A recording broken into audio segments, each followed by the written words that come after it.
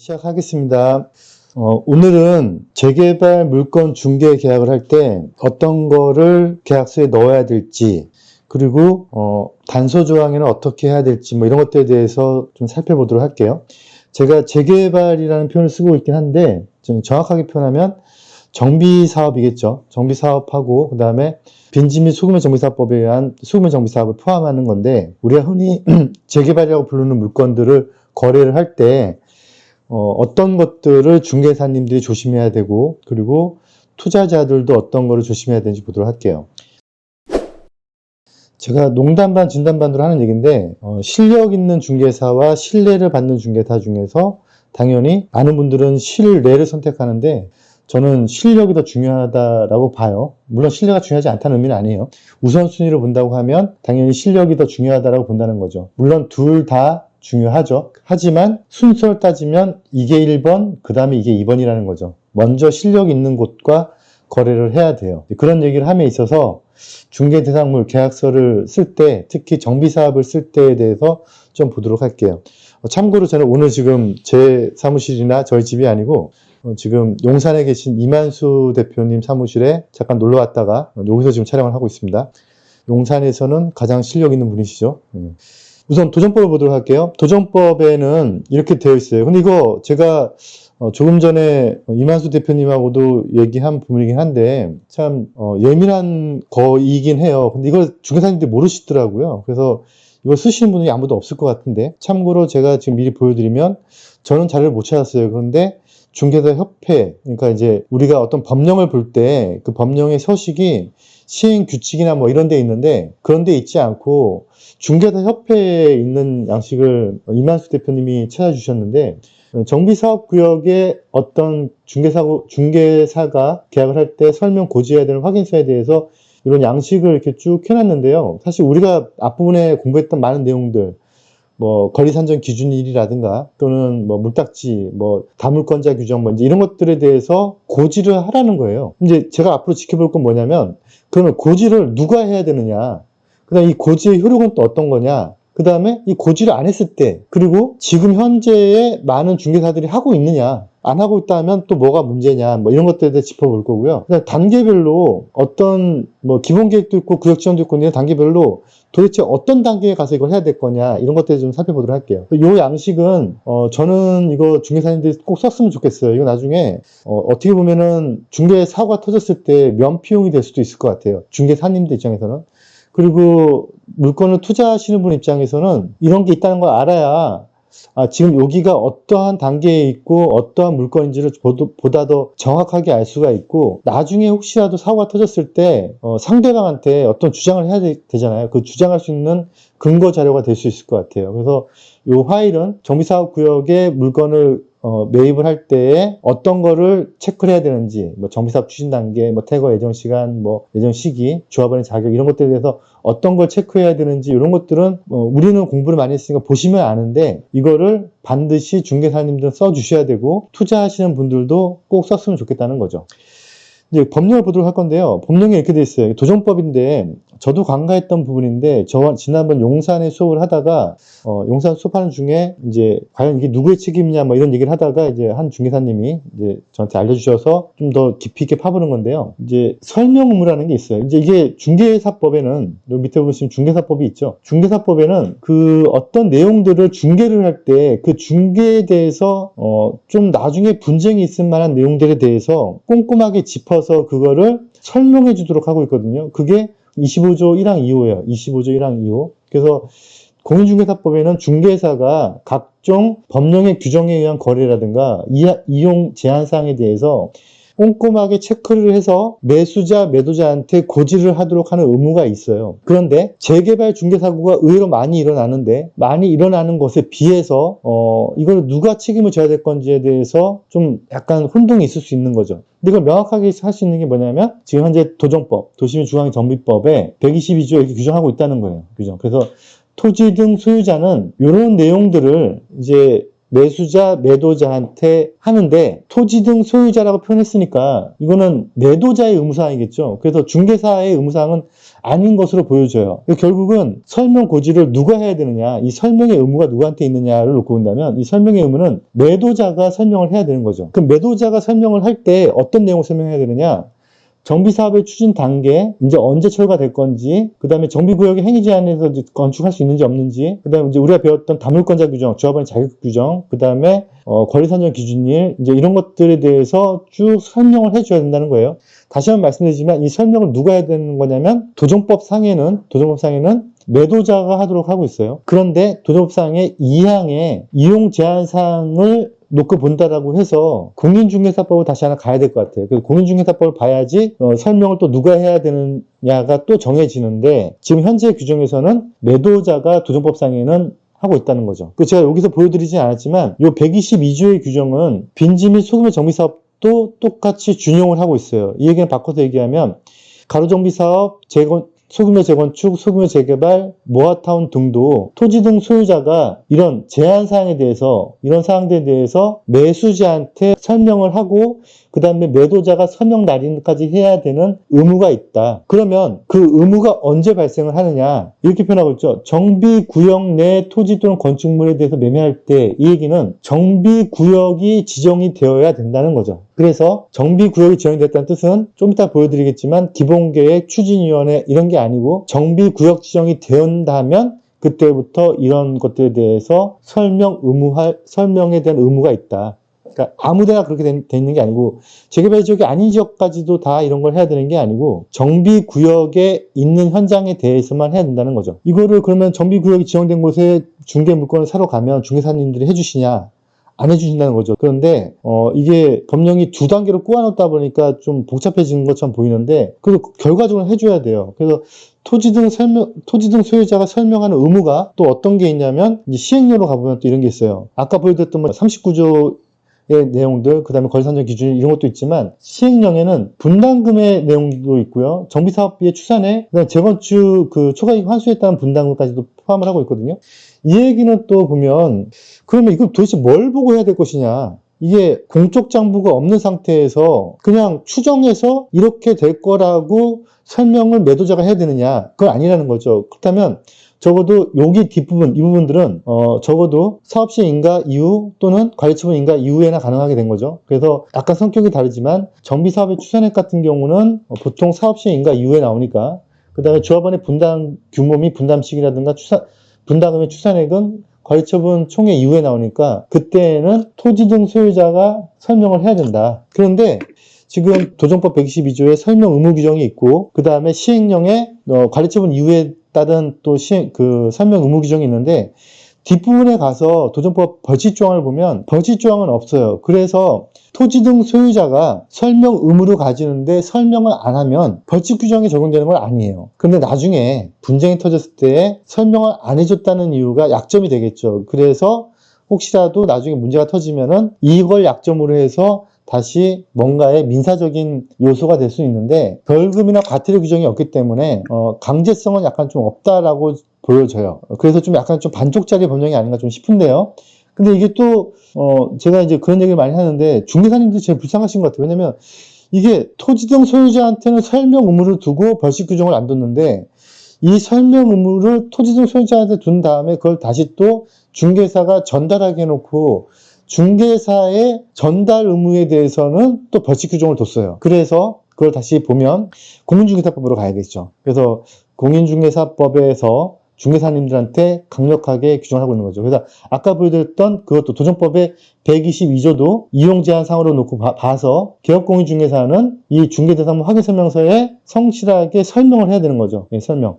그래서 이거는 또 다시 중개사법 시행령 신규슈 넘어가 보면은 양식이 정해져 있는데 아까 제가 잠깐 보여드렸던 요 양식 정비사업에 있어서의 양식, 이 양식은 지금 현재 공인중개사법에 의한 시행령 시행규칙에 의한 양식이 아니고 이거는 저도 못 찾았어요. 오늘 이만수 대표님 사무실 놀러 왔다가 부탁을 드려서 이만수 대표님이 찾아주셨는데 중개사 협회 사이트에 있더라고요. 그래서 일반인들은 지금 못 찾는 서류인 것 같아요. 그래서 지금 현재 중개사 협회에 예시안으로 올라가 있는 것 같은데 다시 바꿔서 얘기하면은 공고일 수는 있지만 시행령이나 시행규칙에 의한 법정 규정은 아니다라는 거죠. 그래서 이 양식을 채워줘야 되는데 이 양식을 채워줘야 되는 건 누구냐면 상대방, 매도자고요. 이 양식을 채워줘서 확인을 해줘야 되는 사람은 누구냐면 공인중개사. 그래서 공인중개사가 이 양식을 채워서 해줘야 되는데 해주지 않는다고 하면 500만 원 이하의 과태료에 처해진다는 거죠. 상당히 무섭죠. 그죠? 그래서 제가 이거를 영상을 지금 찍고 있는데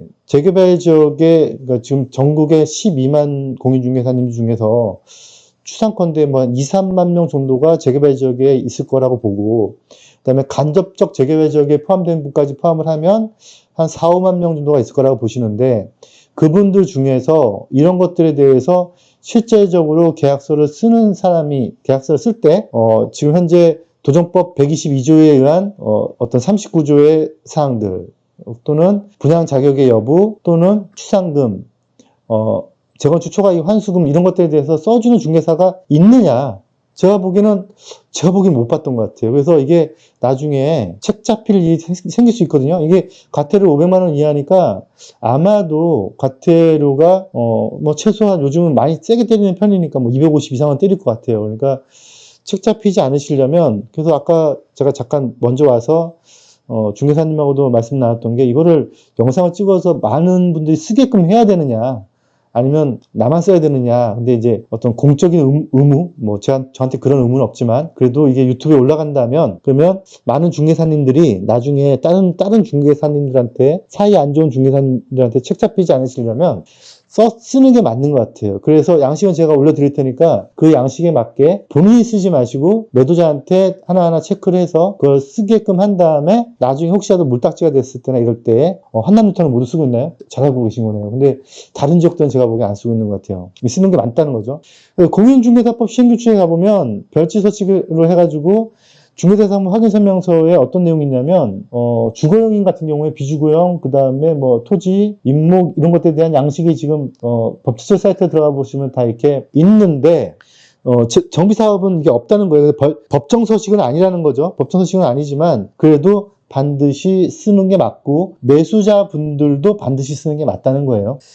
그럼 이제 어떤 내용들을 우리는 그러면 중점적으로 봐야 되느냐? 이거는 저희가 맨날 공부하는, 그거죠, 바로. 이제, 결국은 이제 아파트를 받으려고 이 물건들을 사는 거니까 이 순서에 입각해서 보는 거죠. 근데 이게 다시 바꿔서 보면 아까, 한국부동산협회에 있는 그 내용하고도 같이 맞물리는 거죠. 그러면은 여기 위에서부터 보시면 정비사업 단계, 그 다음에 19조, 법 19조, 이게 지금 법 19조인데, 그러니까 이제 그거죠. 이제 뭐, 행위제한 같은 거. 그 다음 39조, 조합원의 자격, 우리 배웠죠? 그 다음에 넘어가서 관리처분인가 배제 규정, 70조. 그래서 분양 신청 제한하는 5년 재산청 금지 규정이라든가 이런 거. 그 다음에 거래사정 기준, 우리 다 배웠던 내용이에요. 그리고 뭐 기타, 중대한 사항들, 이제 이런 것들이 있는데, 결국은 이제 우리가 물건을 살 때 제일 중요한 게 그럼 뭐냐면, 물건의 생성 인정 여부, 거래사정 기준이 아파트 배정 여부, 39조 사항, 조합원 지위 승계 여부, 39조 2항, 그 다음에 아파트 분양 신청 제한 70조. 이 내용들을 잘 다듬어서 중개사님들은 반드시 써서 넘기라는 거죠. 매수자한테. 매도자한테 그것도 본인이 확인하지 말고 매도자한테 확인을 해서 매도자가 먼저 설명 의무가 있으니까. 근데 이제 여기서 이제 좀 약간 애매한 게 뭐가 있냐면 이런 게 있어요. 지금 이 앞에 부분을 다시 한번 들어가서 보시면 이렇게 돼 있잖아요. 여기 토지 등 소유자는 정비구역의 매매대에서 그러니까 정비구역 지정이 있어야 된다는 얘기거든요. 그런데 빈지 및 소규모 정비사업도 요거를 규정하고 있으니까 요거를 그대로 따라가기는 하는데 빈지 및 정비사업은 정비구역 지정 절차가 없잖아요. 우리가 배웠지만. 그러면 이제 어떤 문제가 터지냐면 어느 단계에서 이 설명 의무가 생기냐는 거죠. 그래서 만약에 모아타운에 들어간다. 그럼 모아타운 같은 경우는 관리지역 지정이 있겠죠. 그럼 관리지역 지정 단계라고 좀 보여줘요. 물론 명시된 규정은 없어요. 그러면 모아타운이 아닌 일반 소규모 재개발이나 소규모 재건축이다. 그러면 거기는 어떻게 해야 되느냐? 그런 지역은 조합 설립 인가가 난 지역들 같은 경우는 반드시 이제 이것들을 써 주셔야 된다는 거죠. 이제 법정 얘기가 아닌 이제 현실적인 얘기 좀 해보도록 할게요. 왜냐면 이런 단계들이 쭉 있죠. 쭉 흘러가고 있는데 지금 신통기획에서 제일 예민한 내용이 이거잖아요. 신통기획의 지금 거래산정 기준일을 서울시가 발표한 뭐 작년 9월 며칠, 뭐 재작년 9월 며칠, 작년 뭐 1월 뭐 23일인가 뭐 그 날짜가 실제로 있는 날짜냐, 이게 법적으로 유효하냐 무효하냐 뭐 이런 얘기들이 있는 건데. 근데 사실상 지금 앞에도 보여드렸지만 설명 고지 의무가 생기는 게 정비 구역일 때부터거든요. 그러니까 정비 구역 단계에서부터 쭉 흘러간 지금 2단계가 지금 전부 다 설명 고지 의무가 생겨나는 거죠. 그런데 좀 과대하게 해석을 하면 기본계획 때부터도 설명 의무가 있지는 않지만 설명해 주는 게 좋아 보여요. 제가 보기에는. 왜냐하면 앞에서 보여드렸던 내용들대로 권리산정 기준일에 대해서도 고지하도록 하고 있잖아요. 근데 그런 걸 놓고 본다면 의무는 아니지만 좀 중개사님들 입장에서 좀 나중에 빠져나갈 면피가 된다면 뭐 기본 방침 단계까지는 아니지만 적어도 기본 계획 단계에서부터 아까 보여드렸던 그런 설명 의무의 표를 작성해 주신 것도 나쁘지 않아 보여요. 물론 법적으로 고지가 되는 건 아니에요. 그래서 이제 정비 구역 단계고요. 그 다음에 재개발이 아닌 빈집이 소규모 정비 사업은 이런 게 없으니까 조합 설립 단계에서부터는 반드시 설명 고지를 해야 되고요. 단 모아타운 같은 경우는 관리구역 지정이 되니까 관리구역 지정, 모아타운 지정이 되는, 그게 정확하게 법적 표현은 관리구역 지정이거든요. 관리구역 지정 단계에서부터는 중개사님들이 충분히 그런 내용들을 다 숙지를 해서 적어 주셔야 된다는 거죠. 또 보다 더 현실적인 얘기를 해보면 이런 거예요. 만약에 이제 어떤 단서 조항을 건다고 한번 해보자고요. 그래서 매도자가 있고 매수자가 있는데, 이건 앞에 중개대상 확인 설명서하고도 비슷한 내용이긴 한데, 만약에 매도자 1이 있는데 그 매도자 1이 어떤 단서조항을 1, 2, 3, 4 뭐뭐 어떻고 뭐뭐 어떻고 뭐뭐 어떻고 뭐뭐 어떻고 한 이 단서조항을 걸어서 매도자 2한테 팔아서 등기까지 변경이 되었다. 그런데 만약에 등기까지 변경된 상태에서 어떤 사고가 터져서 이 매수자가 이 사람을 상대로 소송을 건다, 또는 그 중간인 중개사를 상대로 소송을 건다라고 했을 때 이 단서조항이 분명히 유효해요. 유효해서 그 어떤 내가 불이익을 받는 것들에 대해서 손해배상이라든가 아니면 또 여러 가지의 주장을 할 수 있는 근거가 될 수 있겠죠. 하지만 이 단서 조항만으로 유효하다라고는 하지만 그게 집행력이나 실행력은 있는 건 아니니까 반드시 이 단서 조항으로 내가 이기려면 재판을 걸어야 되거든요. 그러니까 얘는 결국은 재판의 승소용인 거지, 이 자체가 나한테 유리한 고지에 있는 건 맞지만, 유리한 사항을 만들어주는 건 맞지만, 재판을 걸어서 하는 이런 복잡한 과정을 얘가 도움을 주는 건 맞지만 그래도 재판을 과정 거쳐야 된다는 거죠. 그래서 제일 깔끔한 거는 단서조항을 잘 쓰는 게 아니고 단서조항을 안 써도 완벽하게 내가 이해해서 문제가 없는 물건 사는 게 제일 좋고요. 그건 당연한 얘기겠죠. 그런데 그게 불안하다면 단서조항을 쓰지만 그 쓴 게 재판에 유리한 영향을 줄 수 있지만 그 자체로서는 나한테 실제적인 당장의 어떤 효과를 발휘하지 못한다는 걸 알고 계셔야 되고요. 또 하나가 그렇게 해서 2번이 또 단서조항을 걸어서 3번한테 매입을 했을 때 3번이 이 단서조항을 가지고 2번한테 주장할 수는 있지만 2번이라는 사람이 또 다시 1번한테 이 주장을 할 수가 있느냐에 대한 문제와 3번이 1한테는 당연히 주장할 수가 없겠죠. 그래서 물건이 여러 번 거래가 된다면 종국적으로 봐서는 단서조항이 별 의미가 없어지는 상황이 많이 생겨요. 왜냐하면 실제적으로 사고가 터진 거는 그 전일 가능성이 재개발성이 훨씬 많거든요. 그래서 제일 완벽한 거는 진짜 내가 실력을 갖추거나 또는 실력 있는 중개사들, 믿을 만한 사람들 말고요. 아, 저분이 말을 이상하게 하네. 좀 저 사람은 좀 눈매가 좀 이상해. 뭐 이렇게 보시면 안 되고 정확한 실력을 제시하는 사람들과 같이 가야 된다는 거죠. 그래서 제일 좋은, 제가 오늘 내용을 단서조항을 잘 거는 법, 중개대상 확인을 잘하는 법 이런 거를 했지만 사실 제일 좋은 거는 뭐죠? 단서조항을 안 거는 게 제일 좋아요, 사실은. 근데 부득이 걸어야 된다면 잘 걸어야 된다. 근데 단서조항을 잘 거는 것보다 더 중요한 게 뭐냐면 중개대상물 확인설명서를 반드시 써야 된다. 그래서 중개대상 확인설명서를 다시 한번 이제 짚어드려 볼게요. 이거는 제가 아무 시에도 못 찾겠더라고요. 그래서 제가 왜 못 찾는지 봤더니, 그래서 오늘 이만수 대표님 사무실에 와서 지금 찍고 있는데 봤더니 이제 공인중개사님들만 다운을 받을 수 있게끔 해놨나 봐요. 이건 이제 공인중개사, 한국공인중개사협회, 얼마 전에 세대안하고 한국공인중개사협회가 통합이 됐죠. 그래서 이제 협회가 하나밖에 없어요. 법전단체 추진한다고 하죠. 거기에 올라가 있는 건데요. 요거 말고도 다른 양식이 몇 군데가 인천시장에 존재하는데 그게 어떤 법정 양식은 아닌 것 같고요. 그래서 정비사업구역 안에 설명고지 의무, 정비사업구역이 아닌 지금 도정법에 의한 122조 규정인데 그게 아닌 소정법, 소규모 정비사업법에 의한 가구정비사업, 소규모 재개발, 소규모 재건축 등도 똑같이 같이 규정을 하고 있다는 거죠. 그래서 그런 경우에 정비사업의 추진 단계, 아까 보여드렸던 지금 단계가 정비구역 단계냐, 추진위원회 단계냐, 또는 사업 시 인가 낳느냐, 가르치면 낳느냐, 요거 해야 되고요. 그 다음에 퇴거 예정 시기는, 철거 예정 시기는 이제 철거가 임박했던 현장인 것 같아요. 그래서 철거가 언제 조합해서 공시를 해서 내가 언제 비워줘야 될지. 그 다음에 법 19조는 당연히 구역 지정 이후거든요. 19조는 구역 지정 이후에 행위 제한을 얘기하고 있는 건데요. 대부분 다 보통 구역 지정할 때는 건축 신축 행위 제한이라든가 공작물의 설치, 토지 형지 변경 이것들 다 제한하고 있으니까 그런 제한 사항은 이제 토지 이용계획 확인을 보면 되는 거니까 이건 그대로 가면 되는 거고요. 조합원의 자격 부분인데 이거는 우리가 많이 배웠던 내용인데 좀 예민한 게 있죠. 이거를 왜 이게 반드시 매도자한테 체크를 해서 꼼짝 말아 해야 되느냐, 이 부분 때문에 그래요. 우린 많이 배웠죠. 조합 설립 인가 이후에 한 명의 토지 소유자부터 여러 명이 그러니까 저번에 우리가 부산 대법원 판례 봤잖아요. 온천장 거기 판례 봤죠. 대법원 판례.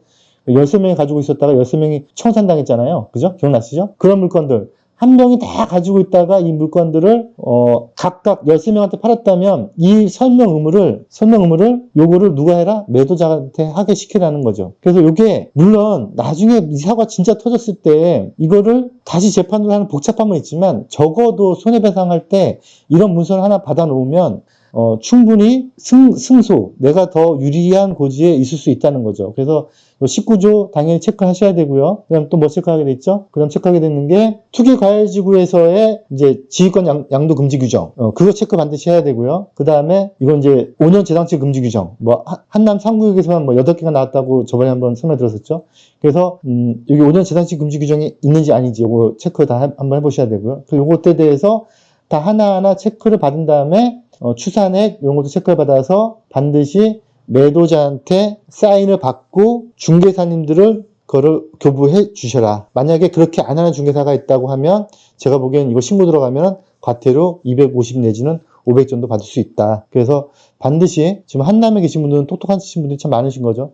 반드시 아니신 분들, 제 영상을 보시는 다른 지역에 계신 분들은 반드시 이거를 다운받아서 쓰시고, 그리고 매수자 여러분들도 이거를 중개사들한테 요구를 해라. 요구해서 이걸 반드시 가지고 계셔라. 그랬을 때 나중에 혹시 사고 터지면은 조금 더 유리한 고지에 있다라고 생각하시면 될 것 같아요.